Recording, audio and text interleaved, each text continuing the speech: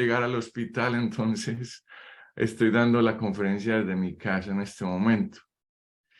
Si ven de pronto en la presentación el idioma inglés, no es por un motivo más allá de que toda la información que tengo y que he tratado de recopilar, mucha de ella viene del mundo anglo, no queriendo decir que en nuestros países esto no se esté haciendo y esto no se esté haciendo bien. Entonces, si ven algo en inglés, pues me disculpan. Traté de hacer una traducción de todos mis puntos en el español, pero también dejé algunos aspectos en el inglés para que nos familiaricemos con el tema de lo que sucede aquí y en otros países de habla inglesa. Entonces, lo que voy a tratar de hacer es, voy a compartir mi pantalla. Espero que vayan guiando y ven que no estando me dicen. Voy a ver si logro hacerlo. Déjame ver, yo veo si puedo hacerlo.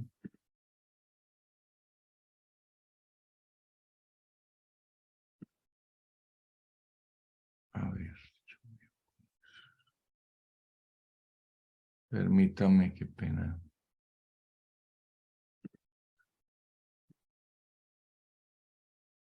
Si alguno de ustedes me puede guiar en el Zoom, yo estoy en lo que dice en los iconos inferiores de compartir pantalla, ¿cierto? Ahí voy y aprieto, ¿correcto? Sí, sí, doctor.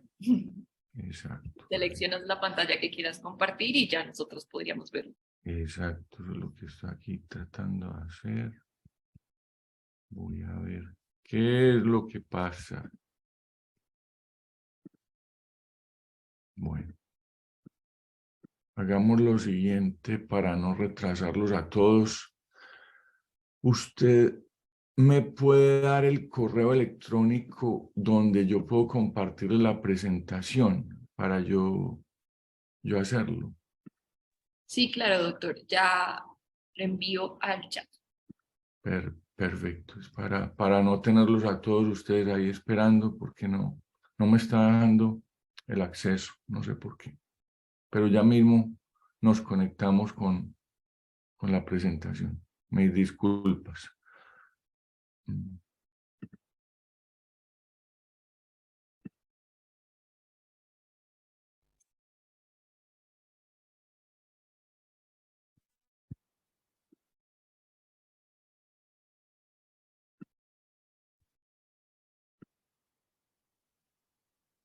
Ya voy. Aquí estoy copiando su correo.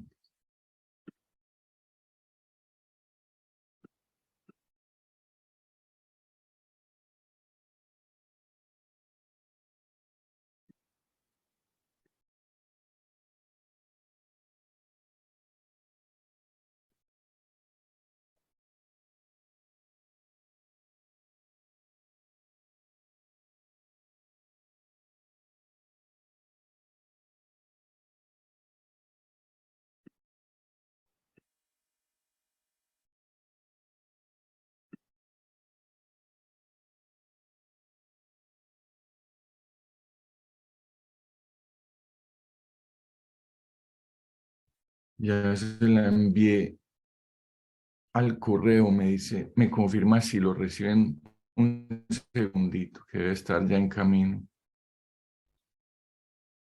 Ojalá le esté llegando pronto. Y me ayuda ya para usted, ayudarme a poner la presentación desde allí.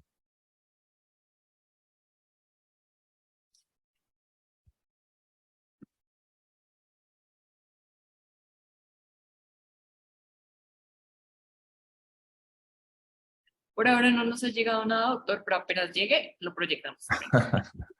Bueno, No, un poquito demora a ver, ahorita. a ver qué pasa. Pues yo veo, ¿qué es esto? Yo veo, a ver, ¿qué nos pasa? Intentaré de nuevo. Bueno, mientras tanto, yo también aprovecho para saludarte, Ricardo. Yo soy Jeffrey González. He sido seguidor de tu carrera no solo como músico, sino también como psiquiatra. El doctor ha trabajado mucho en temas de adicciones y tratamientos comunitarios, si no estoy mal, en todo lo que es la bahía de California, en Long Beach. ¿Y por qué es importante hablar de esto? Porque pues si nosotros nos ponemos a evaluar los estados de los Estados Unidos que están como a los extremos de cada costa, tienen unas tasas de consumo bien interesantes. Escuchar la experiencia del doctor es muy interesante porque además son proyectos comunitarios, abordajes diferentes a lo farmacológico, y es que cuando nosotros hablamos de adicciones, tener en cuenta toda una visión biopsicosocial resulta bien interesante. Entonces, tener aquí un experto que más allá de que nos hable de una neurobiología, de unos medicamentos, nos hable de unos abordajes diferentes, es muy enriquecedor y su experiencia resulta muy, muy interesante para nosotros, y la verdad que es un total honor tenerlo acá y que esté participando con nosotros. Muchísimas gracias de nuevo. No, muchas gracias a ustedes de nuevo y pues de verdad que yo estoy muy contento de estar, pero estoy aquí concentrado a que les llegue mi presentación, a ver si me ayudan. Y, Doctor, sí, ya nos llegó, ya lo estamos ya les abriendo, llegó, yo ya iba a tranquilo. enviar otro mensaje, listo, perfecto. Entonces, a ver, yo llamé. Pues sí, Jeffrey, muchas gracias de verdad. ¿Cómo vamos a abordar este tema? Es un tema complejo, pero vamos al grano para no hacerlos perder más tiempo. Ya me esperaron 5 minutos. Esta tecnología todavía nos vence en ocasiones, pero bueno, aquí están. Entonces, adelante, si me pueden poner en la pantalla la presentación para yo guiarme un poco.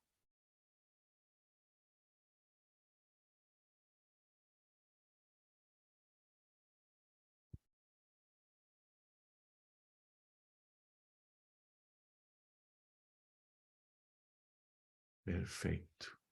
Bien. Bueno, pues a ver, ya la presentación de dónde trabajo y qué hago ya fue hecha. Entremos ya en materia a lo que es la reducción del daño. ¿Cuáles son mis objetivos al intentar acercarme a ustedes con este tema? Es que entendamos el concepto de reducción del daño, que hoy por hoy todavía tiene muchos enemigos. Desafortunadamente, hay gente que todavía le es difícil entenderlo. Identificar el por qué es necesario es clave, identificar las ventajas que este tiene. Además, en cada uno de nuestros entornos, en Colombia, estemos donde estemos, en el campo, en la zona rural, en Colombia, en otros países, es identificar cómo podemos llevar esto a la práctica con hechos, con ideas y con un apoyo también del estamento gubernamental en muchos aspectos. Y preguntarse si en el caso de ustedes, la institución, la universidad, están haciendo un esfuerzo en apoyar la reducción del daño, porque esto se puede ir a muchos ámbitos. Reducción del daño entre los estudiantes por uso de sustancias, reducción del daño entre el profesorado por uso de sustancias, la misma comunidad a la cual atendemos en nuestras clínicas y hospitales. Siguiente. Abordo este tema con aspectos esenciales digamos, de pioneros en lo que es la concepción de la reducción del daño. Y hoy no es posible tener reducción del daño sin de la entrevista motivacional que en un momento tocaré ese tema. Pero recordemos que el propósito general de la terapia de reducción de daño es reducir los efectos nocivos de algún tipo de comportamiento en este ámbito que yo estoy tratando de enfocarlos en el abuso de sustancias, pero esto se puede replicar en muchos aspectos. y es clave tener eso en cuenta. La idea general no es que la persona intente hacer un alto en el camino completamente. Eso es lo ideal. Ojalá todos tuviéramos la facultad de un cambio inmediato en nuestras vidas, pero muchos de nosotros y muchas personas requieren de un paso a paso para lograr disminuir el daño y de pronto en un momento dado lograr la abstinencia que tanto se busca. Nuevamente, lo importante en la terapia de reducción del daño es que tengamos la facultad y las capacidades clínicas y de entrevista, porque ahí viene algo muy importante que hablaremos durante este diálogo, es muchos de nosotros fuimos educados con un tipo de pregunta que es un sí o un no, cerradas, unas preguntas cerradas donde básicamente casi que estamos haciendo un interrogatorio. Y si queremos cambiar y llevar y abordar esto de manera diferente, la terapia de reducción del daño implica encontrar como voy a describirlo de una manera análoga, es casi como encontrar el mismo punto donde está esa persona, llamémoslo paciente, participante de la terapia, como ustedes lo quieran llamar. Hoy por hoy la gente usa el término cliente. Bueno, no voy a entrar en ese tema de vocabulario, pero a esa persona entrar en consonancia con esa persona para entender y saber hasta qué punto esa persona quizás puede llegar. Y en ese momento entender que tan solo el hecho de que esa persona esté con usted en su consultorio o fuera de su consultorio es porque está interesada en el cambio. Entonces, tengamos esos puntos en cuenta. Siguiente, por favor.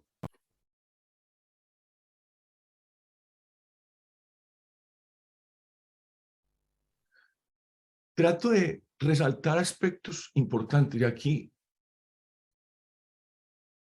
no quiero que mis puntos suenen políticos, porque en ningún momento yo estoy trayendo la política y la terminología política a esta plataforma. Pero definitivamente, si queremos cambios, los cambios tienen que ser abordados desde un punto de vista con un enfoque de salud pública, con un enfoque social, en pro de las comunidades más necesitadas y en pro de unas comunidades que son estigmatizadas.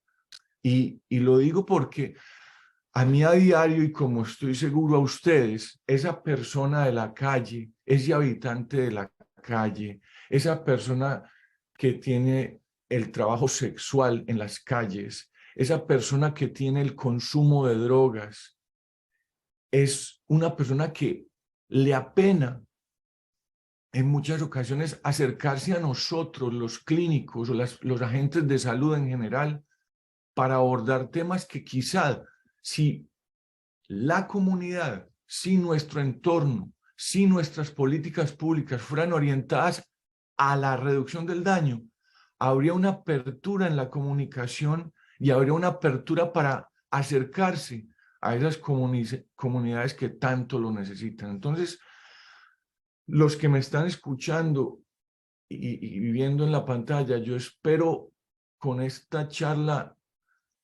si no es generar, porque quizás muchos de ustedes ya están en este camino, es volver a citar aspectos importantes del por qué esto es un paso adelante en el tratamiento. Seguimos entonces con lo que yo ya resaltaba anteriormente. Uno muchas veces se angustia al ver las personas sufriendo. Y eso es algo que va muy conectado a la labor de nosotros como clínicos, en mi caso como médico y muchos de ustedes los que están allí también. No sé si hay enfermeros, trabajadores sociales, psicólogos en esta charla, médicos, pero la reducción del daño, como lo cito allí, aborda condiciones de uso y qué es lo que lleva al uso. Y entender esos porqués nos va a llevar a entrar en consonancia con esa persona. Siguiente. ¿Cuáles son los principios de la reducción del daño? Yo aquí estoy utilizando algo muy, digamos, muy directo, pero es importante tener en cuenta cuáles son. Es reconocer la realidad de esa persona y la realidad de nuestro entorno. Reconocer las desigualdades e injusticias de nuestro entorno. Autonomía de la persona. Si empezamos a enmarcar estos aspectos y los empezamos a practicar, vamos a tener un menor desgaste en la forma en que practicamos en nuestra vida regular con esas personas. La participación activa, no pasiva, activa de los involucrados, llámese paciente, llámese comunidad afectada. Es clave tener eso en cuenta. La salud y dignidad de la persona en el estadio, en cualquiera que se encontrase, es clave dentro de esos principios de la reducción del daño. Y ahora evaluamos estos aspectos más a grosso modo. Los factores socioculturales de nuestras comunidades, de nuestro entorno. La reducción del daño es un servicio centrado en el que participa. Yo no soy la autoridad. Yo no soy con esa imagen paternalista de decir qué se hace y qué no se hace. Si yo entro en ese juego, la persona no va a encontrar el camino al cambio y a la reducción del daño. Ser pragmáticos y el mejoramiento en la calidad de vida de las personas y sus comunidades. Esos son los principios de la reducción. Siguiente, por favor.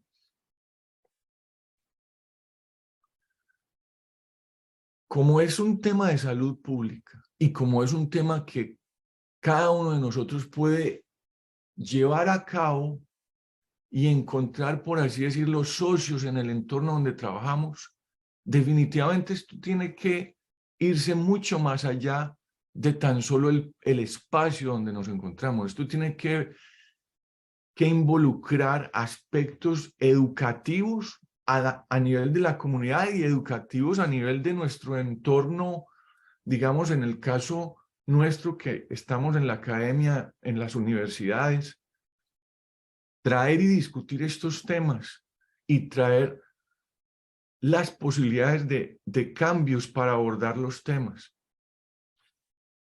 Otro punto importante es el acceso a tratamientos y herramientas para reducir el daño.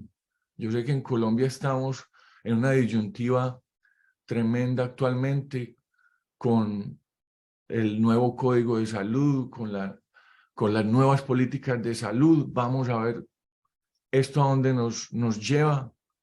Es de mi interés y muy grande que ojalá este tema de la reducción del daño esté con un enfoque dentro de nuestras comunidades y unos servicios apropiados para ello, que haya un apoyo de esas necesidades y que haya una coordinación en todos los servicios en el ámbito que rodea no solo el uso de sustancias, sino que, como sabemos, aquí estamos hablando de salud mental, aquí estamos hablando de medicina interna, aquí estamos hablando de comportamiento sexual, de aspectos de la sexualidad como tal.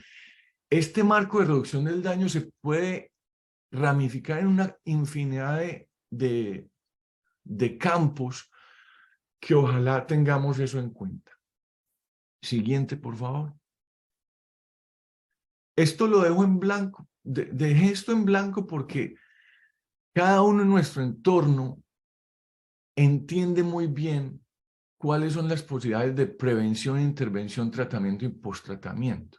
Es un ciclo continuo que si falla uno, es muy difícil llegar al otro.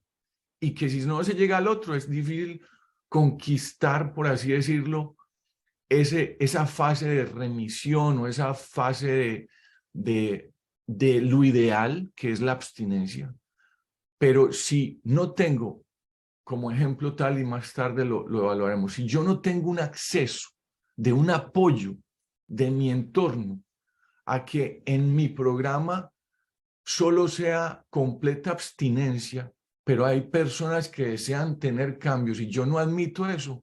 Ahí viene un alto en el camino, en ese proceso del cambio y en ese proceso para lograr cambios. Entonces, tengamos todo esto en cuenta. Siguiente. Voy a un campo que cuando,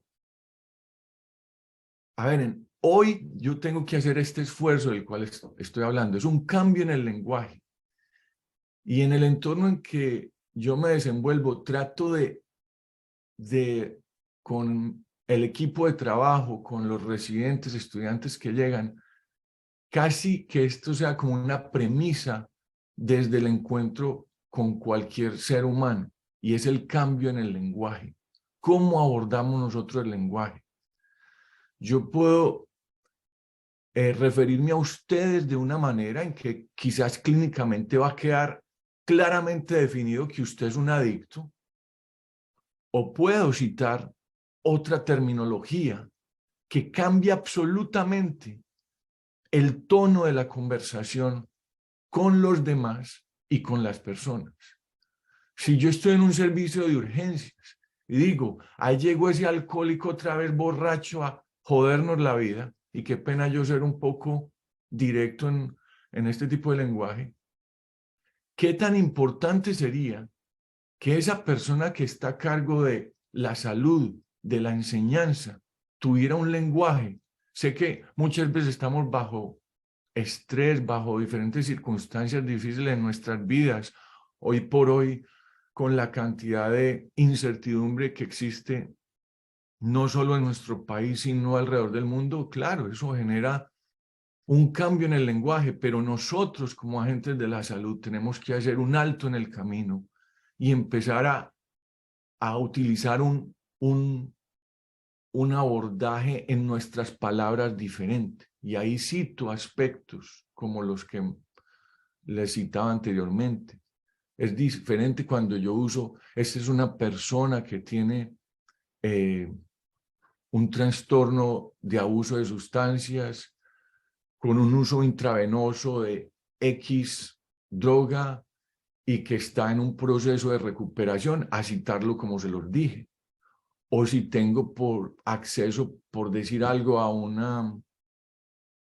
una toxicología, no decir este paciente está contaminado, que hay veces he escuchado esa palabra, o este paciente la orina está sucia. ¿Cómo así? ¿Qué sucia? ¿Qué quiere decir con eso?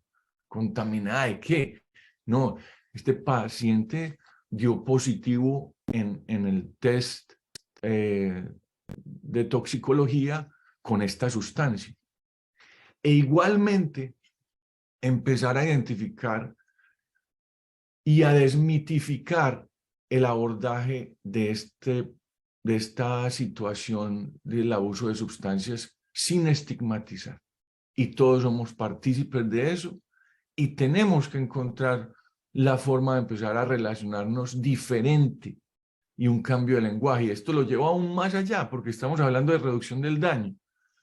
Hoy por hoy con las tecnologías, y yo no me quiero desviar del tema, pero hoy por hoy en las tecnologías, como muchos de ustedes saben, la impulsividad de hacer un Twitter o estar en la pantalla muchas veces nos lleva a no pensar lo que estamos escribiendo, y el daño y las secuelas de ello, quizás para ustedes sin darse cuenta o a su comunidad. Pensemos muy bien cómo estamos abordando el lenguaje. Yo creo que uno antes de hablar tiene que pensar, y antes de cualquier momento uno tiene que tener un aspecto constructivo y una capacidad de escucha mayor que de hablar. Y eso es otro tema, pero es parte de este aspecto de la reducción del daño. Siguiente, por favor.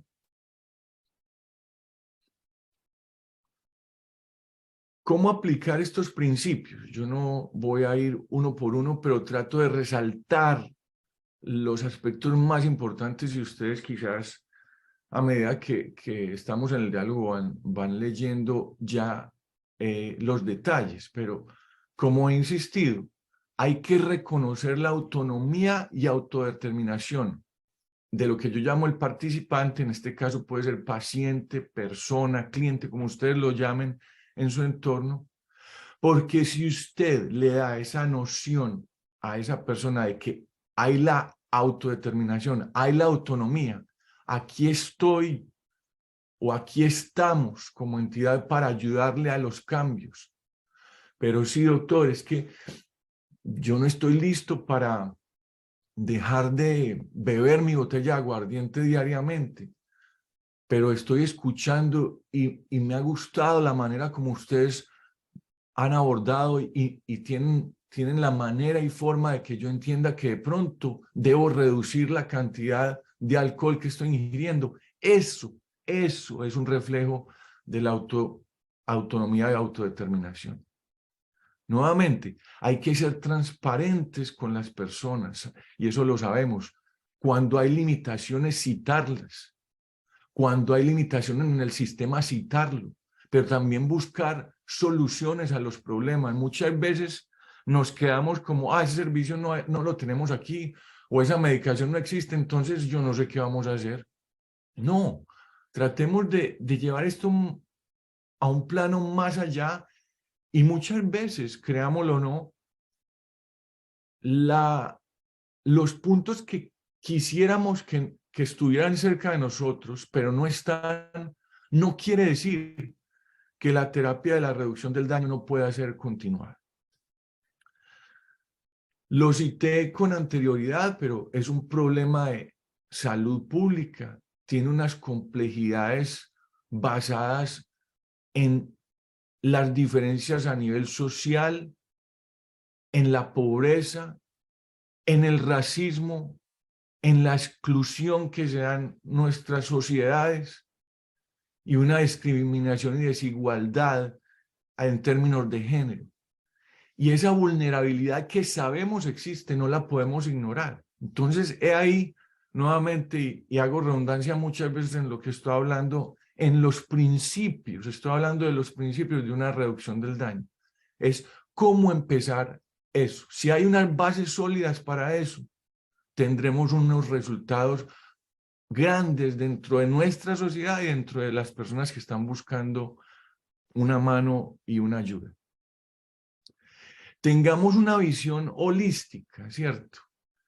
Para tratar de ver y comprender cómo abordamos ese tema y ver cómo podemos integrar quizás un aspecto sociocultural o cultural de esa comunidad dentro de esa reducción del daño y entenderlos por qué el comportamiento de estas personas y qué podemos hacer nosotros como agentes de la salud en tener una apertura que vaya más allá de lo clínico, porque la reducción del daño implica otras capas y otras vertientes en ese abordaje.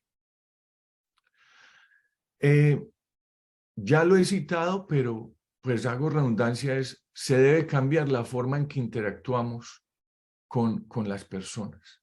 Es clave que nosotros, los que tenemos la posibilidad de enseñar o los que estamos aprendiendo, porque uno nunca, ya lo sabemos en medicina, jamás se va a interrumpir ese aprendizaje.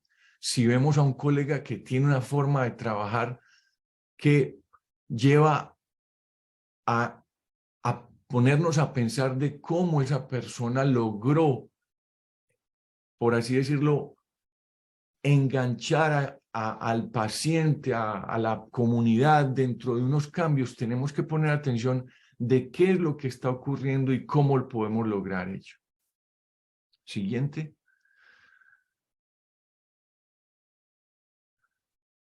Hemos hablado ya que esto es un tema de salud pública.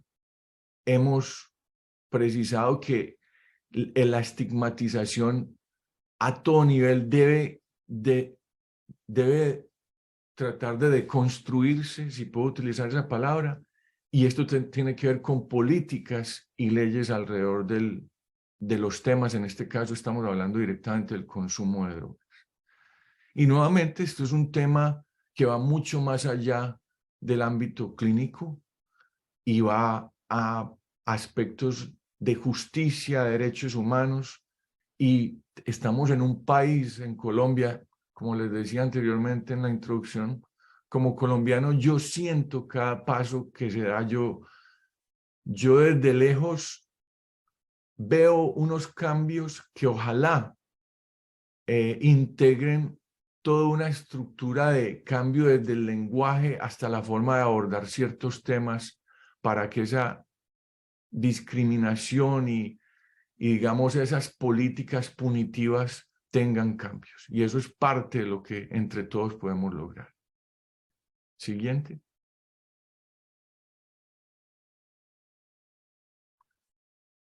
Bueno, sabemos que la reducción del daño es el inicio del cambio, no es el final, es el inicio. Muchas veces las personas creen que, digamos, ser un agente, por así decirlo, de la promoción de la reducción del daño es que usted está perpetuando el daño. Eso es una equivocación absoluta. Todo el mundo nace y aprende a caminar y aprende a correr. Uno no nace corriendo en la vida. Y uno también tiene que saber caminar. Y uno también hay veces necesita sentarse y pensar. Pongo esta analogía es porque en la reducción del daño precisamente es concebirlo como un inicio al cambio y cómo valorar la posibilidad de conectarse con esas personas interesadas en el cambio y que esas personas se sientan empoderadas en lograr esos cambios. Y de hecho, hoy por hoy tenemos multiplicidad de estudios que llevan a demostrar que esta reducción del daño es efectiva. Esto me hace pensar en un país, no es que lo tenía preparado, pero cuando vuelvo a mencionar que la reducción del daño funciona, los invito a que en algún momento miren las políticas de salud pública que se llevaron a cabo en Portugal. Créanlo o no, Portugal hace 30 años tenía una alta mortalidad por consumo de drogas, una alta incidencia y prevalencia de HIV, de hepatitis C, un sistema punitivo, y por políticas públicas, por decisiones de educación a las fuerzas del orden, policía, además de la comunidad como tal, y por supuesto las herramientas a los clínicos. Hoy por hoy Portugal tiene un sistema muy interesante que los invito a que lo exploren después de esta charla cuando tengan un tiempo para que se den cuenta de que esto tiene un valor muy grande a nivel de cualquier entorno o país, para que empecemos a cuestionar lo que por muchos años hemos hecho. Siguiente. Nuevamente, esto ya lo cité. Ideal pasar de un uso de sustancias o saber que estoy haciéndome daño a una recuperación como tal. Pero recordemos que en el área nuestra, como clínicos, hay muchas áreas grises o muchas áreas más que grises, de citar de muchos colores, y es ahí donde la reducción del daño hace parte de eso. Y es allí donde debemos saber cómo abordar a esa persona que no está lista para un cambio absoluto, pero sí está lista para un cambio. Siguiente. Nuevamente, ustedes conocen muy bien ese tema, pero se está hablando en el mundo y en diferentes países ya se empezaron a hacer programas como lo es no solo el intercambio de jeringas, sino recurrir a espacios donde personas que utilizan droga se inyecten la misma droga que están creyendo que usan en las calles. Esto es un tema bastante controversial para muchos, pero nuevamente cito situaciones donde ya se están abriendo programas que dan todo el equipo para inyectarse alrededor de todo un complejo clínico, pero con esto se ha disminuido el HIV, la hepatitis C, infecciones bacterianas. Y cito un ejemplo no muy lejano a donde yo estoy. En los Estados Unidos actualmente se está empezando. Estados Unidos ha tenido un sistema punitivo en el aspecto del consumo de drogas muy grande. Cuando yo tuve la oportunidad de hacer la residencia a finales de los 90 en Boston, Massachusetts, se empezaba a hablar de proveer jeringuillas y agujas limpias a los pacientes que se inyectaban droga. Eso era todo un punto de discusión. Y me tocó ver cómo las políticas de salud pública finalmente aprobaron el dar jeringuillas estériles y equipo estéril a personas para que se inyectaran. Y eso tuvo un cambio grandísimo dentro de la sociedad americana y dentro del cambio del consumo de drogas. Cito estos puntos de programas de equipamiento de dar la droga, monitorear cómo se usa la droga, proveer dentro de ese espacio toda la parafernalia para utilizarla, es porque en Canadá, en Vancouver, que es al oeste del Canadá, hasta hace 2 o 3 años las personas estaban sufriendo muchísimo porque la comunidad estaba entrando en unos picos de enfermedades e infecciones grandísimos, e implementaron estos centros de disposición a drogas y jeringuillas, y nuevamente los estudios nos muestran cambios notorios en esos resultados. Entonces estos son ejemplos que cito.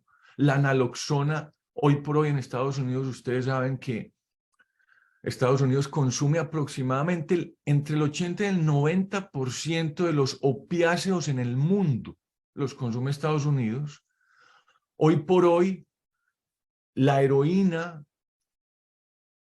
está siendo sobrepasada por un semisintético que es el fentanilo, y desafortunadamente en la sociedad americana se están viendo alrededor de 100,000 muertes por sobredosis al año. Y es allí donde medicamentos como la naloxona pueden salvar vidas y pueden salvar de una sobredosis fatal. Y eso es un abordaje de la reducción del daño de lo cual estamos hablando. Esto es a grosso modo muchos aspectos. La metadona como tal es una posibilidad grande para la reducción del daño, así que hay opciones a nivel farmacológico que pueden ayudar, y hay posibilidades con servicios y programas que provean y supervisen el uso. Siguiente. Ya hablé de esto, nos podemos ir a la siguiente. Esto es en inglés, pero básicamente es lo que yo ya les mencioné. La falta de conocimiento nos lleva a juzgar. Muchas veces nosotros juzgamos ciertas posibilidades de cambios sin entenderlos por qué. Y somos muy dados hoy por hoy a no investigar y a no leer en profundidad de qué se está hablando y el por qué. Dentro de este marco de la falta de concepción, les voy a citar aspectos de cómo en una sociedad como la americana las cosas están cambiando. Y seguro ustedes en Colombia tienen la posibilidad de citarme más tarde cambios notorios y grandes. Pero, por ejemplo, la policía que en este momento tiene un alto índice de aprobación en la sociedad norteamericana, también tiene aspectos que se están tratando de cambiar y son relacionados a la reducción del daño. Hoy por hoy la policía estadounidense tiene y carga con sí naloxona, por ejemplo, porque son quizás los primeros que llegan a la escena donde hay una persona de sobredosis. Y anteriormente nadie podía, entre comillas, tocar a esa persona, entonces la persona moría. Con este pico de uso de opiáceos en los Estados Unidos, las políticas públicas empezaron a abrir el espacio para que estos cambios empezarán a llegar a manos de personas aparte de los clínicos, y es allí donde la policía hoy por hoy puede salvar vidas. Entonces, fíjense ustedes que esto es una conexión de muchos entes y muchos aspectos que son importantes a tener en cuenta. Siguiente. ¿Cómo aplicar la reducción del daño? Yo creo que ustedes, pongo estos términos porque son términos que en la literatura los van a encontrar mucho. No me quiero desviar del tema, pero quizás los que han estado interesados en los psicodélicos se escucha mucho lo que es el risk, set and setting, y que es básicamente es el riesgo, la condición y estado físico-mental de la persona cuando usa y el entorno en el cual usa. Pero en el aspecto de la reducción del daño, eso hay que tenerlo muy en cuenta. Y por supuesto, tener el espectro del uso de sustancias, qué causa la sustancia, cómo se utiliza, y aparte de eso, cómo aplicar la reducción del daño con una entrevista motivacional, que eso es de practicarlo y de tener posibilidades de aprenderlo en cómo hacerlo. Y eso es otro tema que pues no vamos a tener tiempo a abordarlo, pero saber hacer una entrevista motivacional en el hoy es clave para cualquier clínico, no solo para un psiquiatra, para cualquier clínico, para lograr cambios. A ver, siguiente, por favor. Nuevamente, esto pues no es algo nuevo que no sepamos, pero en el espectro, en el uso de sustancias, muchos nos hemos movido en el aspecto experimental, un trago el día viernes, pero somos capaces de no tomar de lunes a sábado, pero el domingo se toma una cerveza. Otras personas entran en otro tipo de situaciones a nivel de ritual o social con cierto tipo de sustancias, circunstancial, y desafortunadamente hay personas que tienen un trastorno de sustancias, de abuso de sustancias y un sobreuso severo, y hay un continuo movimiento en esas fases. Si lo logramos ver de esa manera, no a un nivel lineal, sino a un nivel cambiante, el abordarlo con la reducción del daño y del concepto, tan solo ese tipo de situaciones y de conceptualización nos puede llevar a dar la mano a muchas personas que están en esas situaciones cambiantes, ¿cierto? Y cito allí que, por ejemplo, en Estados Unidos en el 2020, las personas que utilizaron drogas, solo el 24% desarrolló un trastorno por consumo. No queriendo decir que, bueno, entonces no, yo sí estoy bien, yo puedo usar y no hay problema. No, es cuénteme qué lo trajo a visitarnos, qué lo ha llevado a pensar que se necesita un cambio, ¿cierto? Entonces, tener muy en cuenta eso. Siguiente, por favor. Nuevamente, estas son las áreas que ya cité.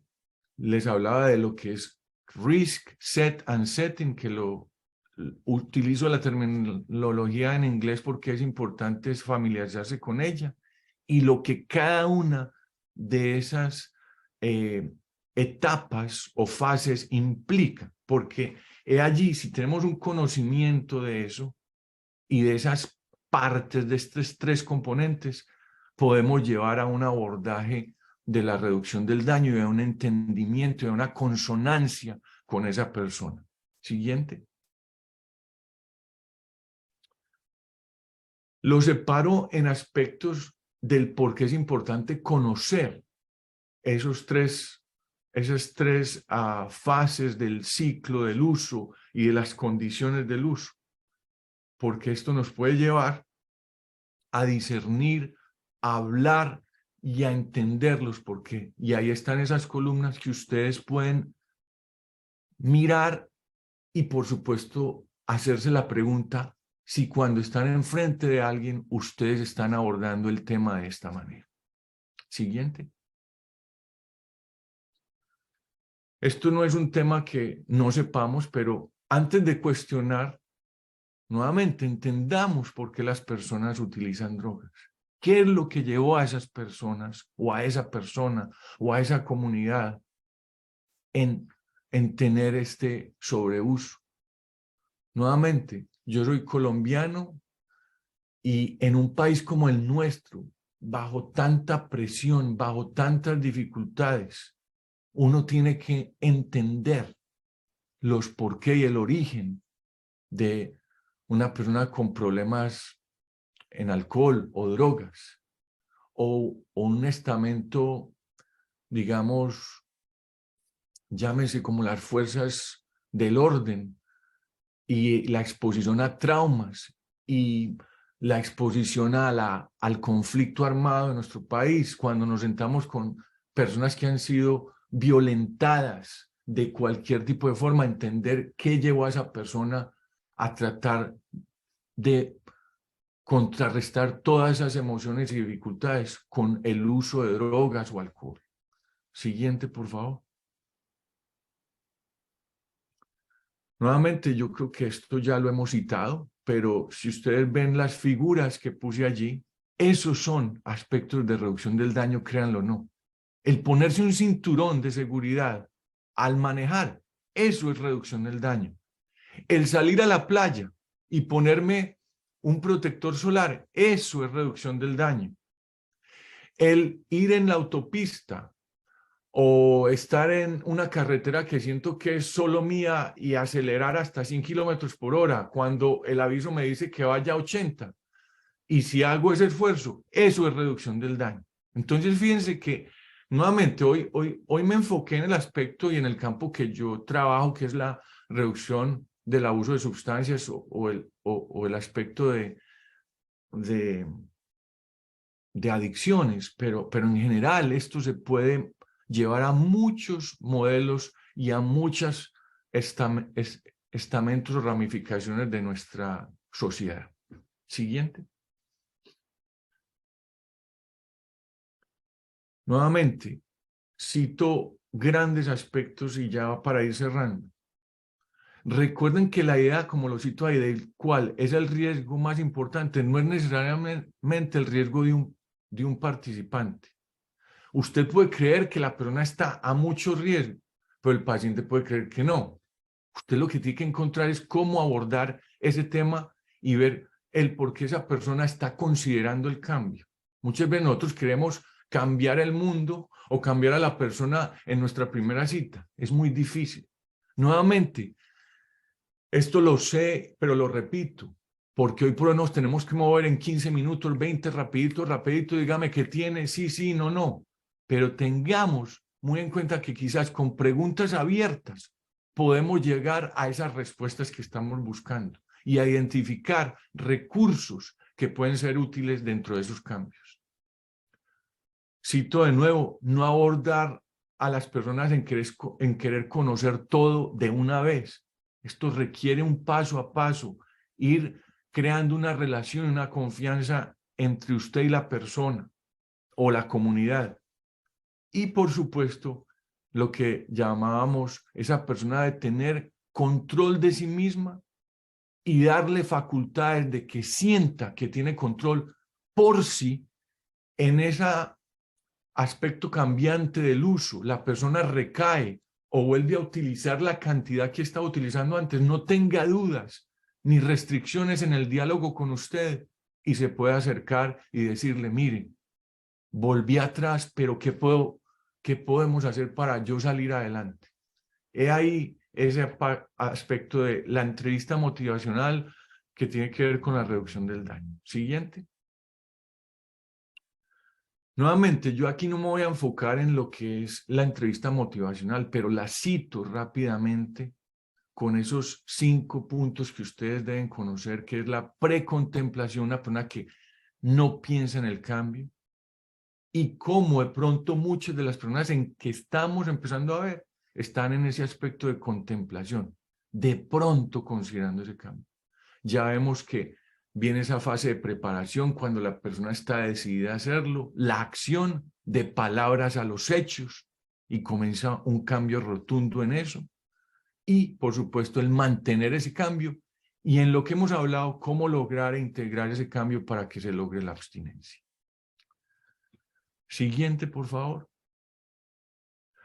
Para ya ir cerrando, ustedes quizás han leído tomé esta noticia porque esto vino en el último semana, pero fíjense lo que está pasando en Canadá.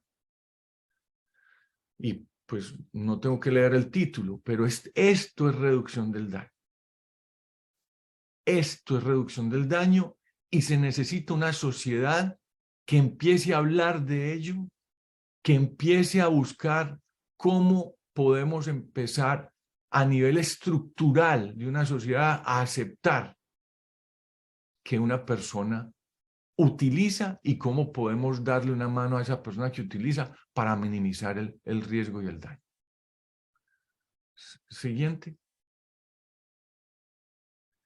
Esto está en inglés, pero ya les había citado de cómo un servicio de jeringuillas puede ser increíblemente beneficioso para una sociedad desde el punto de vista económico, pero por supuesto desde el punto de vista de salud. Miren la reducción que puede tener en el daño. Miren la posibilidad que se puede dar, que yo ya le hablaba y por ejemplo citaba el sistema de Portugal, pero aquí en Estados Unidos ha tenido sus efectos positivos. Siguiente. Ya le citaba lo que es la naloxona, que normalmente puede ser inyectable en el ámbito de prevenir sobredosis o vía intranasal, pero fíjense en esos cambios notorios que se pueden dar y pues para darles un ejemplo así rápido, a cada persona en nuestro entorno clínico donde yo trabajo, cada persona que está en opiáceos, se les prescribe a él y con una educación a su familia cómo utilizar la naloxona. Prevención de una sobredosis, pero hay que tener en cuenta que desde el ejecutivo que usa codeína hasta la persona sin hogar que usa heroína, esas personas salen de nuestro programa, por supuesto con otras herramientas clínicas, médicas, pero salen con su estuche de naloxona nasal. Siguiente. Cito una de las tantas medicaciones que quizá ustedes están familiarizados, la buprenorfina, una medicación que cambió la vida de personas con adicción a opiáceos y que puede salvar vidas y que de hecho es como la prima hermana de la metadona, por así decirlo, y que ha cambiado vidas en este país y que ha reducido bastante el daño de esta epidemia de opiáceos en los Estados Unidos. Y ya la siguiente es para darle las gracias y pues si hay unos minutos, aquí estoy listo a hablar con ustedes. Muchas gracias.